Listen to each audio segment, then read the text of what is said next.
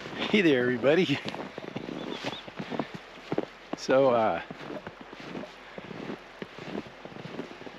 the area up by my house has been transformed into a winter wonderland. This is pretty cool. And I decided to pop on out here with an absolutely minimal kit. 16 to 80. Should be a full frame 24 to 120. Pretty much do-it-all lens. And then on top of that, I got the XH2. So yeah, figured I'd just come out and see what I could see.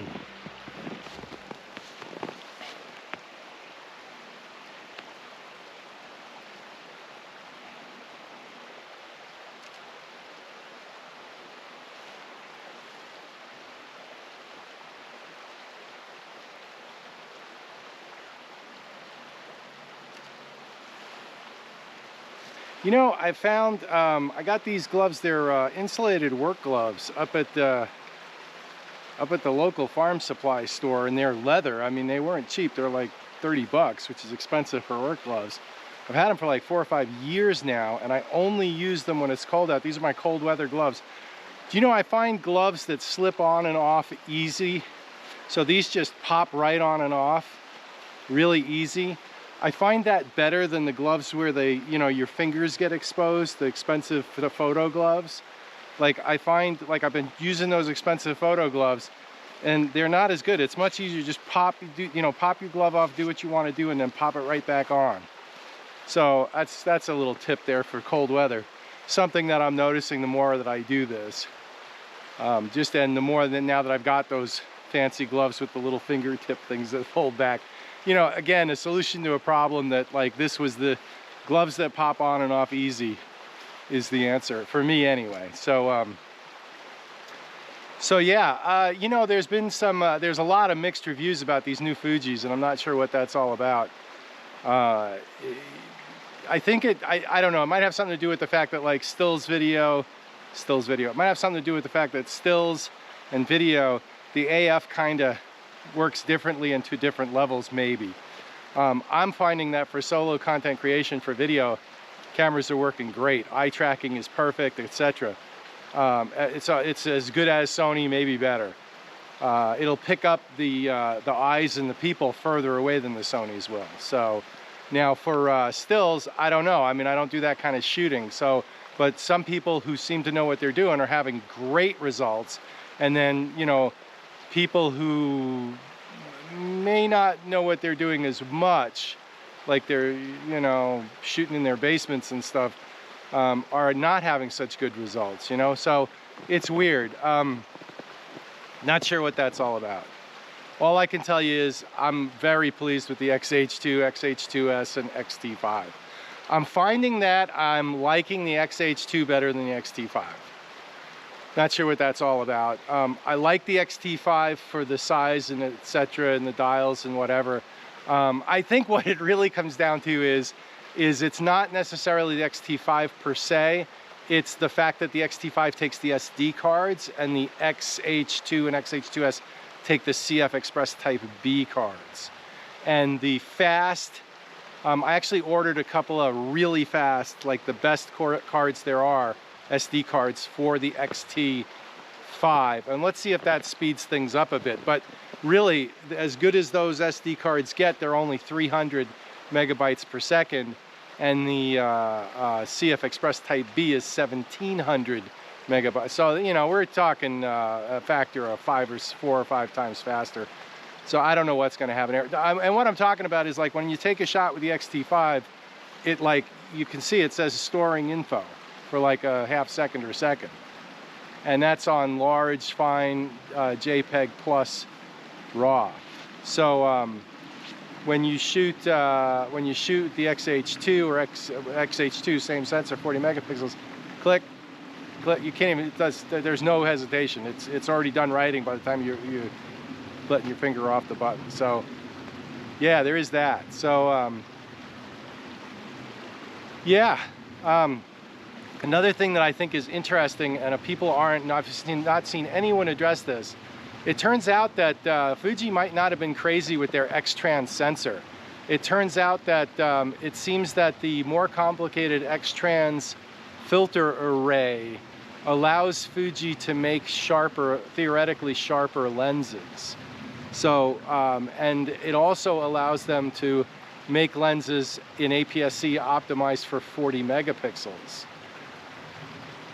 You know, Pentax was able to go to 26 megapixels in their K3, but Pentax has that anti-aliasing moire compensation button that you can hit, and it'll shake the sensor to cause some artificial blur, etc.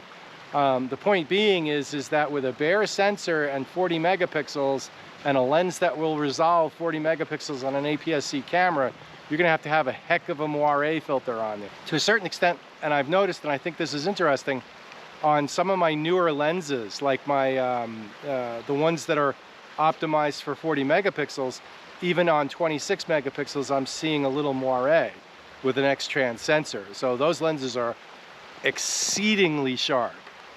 But the X-trans sensor mitigates that to some extent. On a bare filter with no anti-aliasing filter, I think it would be horrible. So Fuji might have been planning for this all along, and I think they probably were.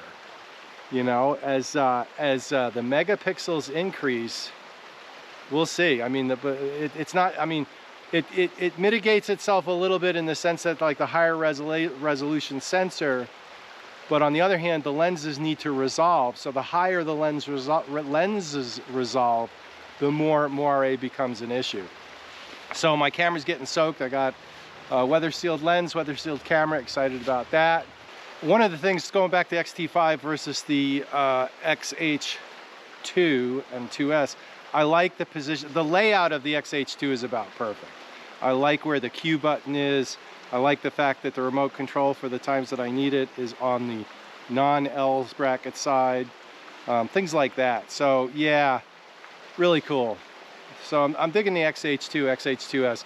I like the size of the XT5 and I love the dials, you know, but for getting the job done, the XH2 is the way to go, I think. You know, yeah, you can't get the job done with the XT5 too, right?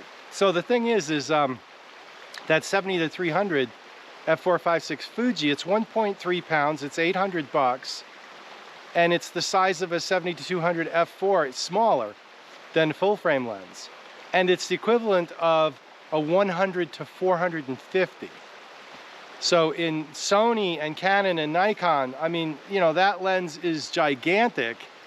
It's the Sony one is 3.5 pounds, and it's 2,500 bucks. Like APS-C for me, you know, for the little bit extra that full frame's gonna give me, which is so little you can't even notice it. And then now that we're at 40 megapixels, like, forget it. And then on top of that, like, you guys always seem to forget, like, I got large format film. I got Pentax 6.7. If I want to do something really zippy, I whip that out. So yeah, all right, the throat's going. I had a little bit of a cold for the past week. That's why I've been laying low. Gonna get some shots, do some artistic stuff, I hope. It's really pretty out here. It's just nice to get out.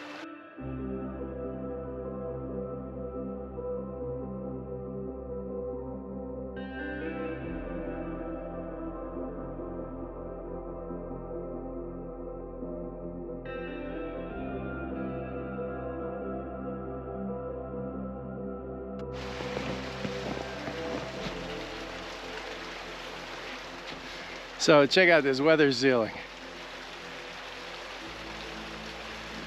Yeah, snow can be rough because it lands on the camera and then melts. Oh well, we'll see if it works. I do have to say one thing about the XH2, XH2S. The only thing that's really an ergonomic design flaw, I think, is that the joystick, I like the fact that it's bigger and all that, but the positioning of it, it seems like it's a real stretch. I mean, I don't have the biggest hands in the world, but I don't have, as Roman Fox says, 12-year-old girl hands either. You know, and so I don't know. I mean, that big fat joystick about in the position of where the XT5 joystick is, would be perfect. But where they stuck that thing is not the greatest positioning. Just saying. I mean, others have said that. Is it a deal breaker? No, but it's in an otherwise almost perfect ergonomically laid out camera, it's an issue. It stands out, I'll put it to you that way. So I just, you know, small observations and an excuse to get out and get snowed on and do some photography. So hey, thanks for coming along. Like, subscribe, hit the bell for notifications. We'll see you out here. Have a great one. Bye.